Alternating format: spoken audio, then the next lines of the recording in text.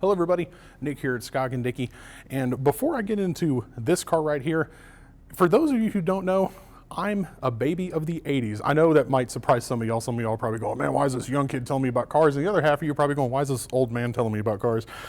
But the truth of the matter is, I missed the muscle car wars. The big muscle car wars of the 60s and early 70s, that was way before my time. I was born way too late.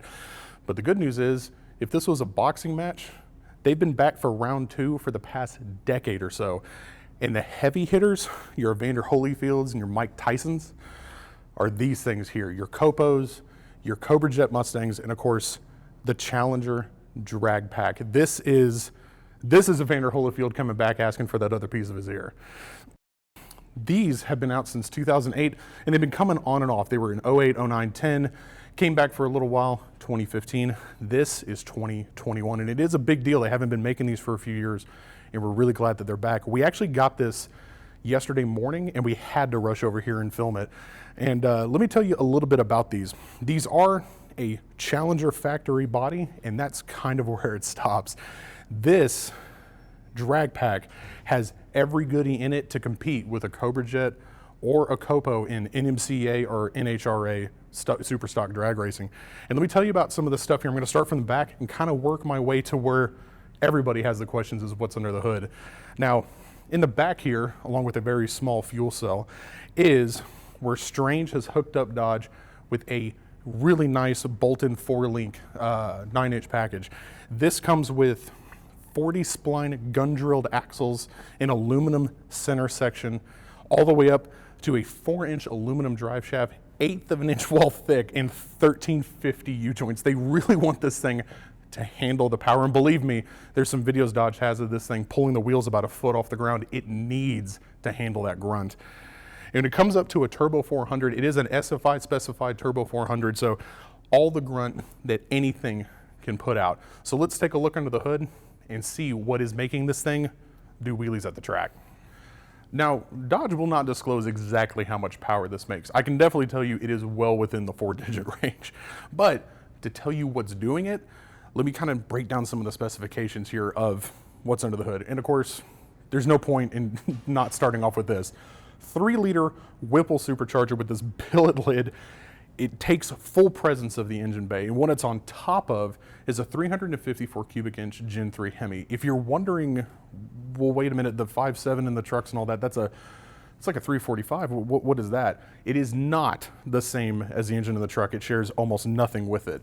They actually use the Elephant blocks, and before they're machined out to the 4 1/8 bore that a Elephant is, they actually leave them at a 4070 and then put a custom billet crankshaft at 3/400 stroke. Match that up with billet rods, billet pistons. You get an engine that can handle everything being thrown at it.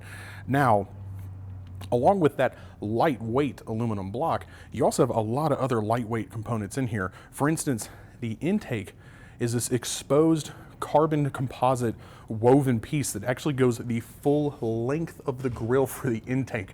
So there is no way this engine's getting choked up at the starting line or at the quarter mile. And they actually chopped down the radiator. It's a CNR tank and radiator that actually has been chopped down to fit that intake. It's pretty trick. We have a shot for you here.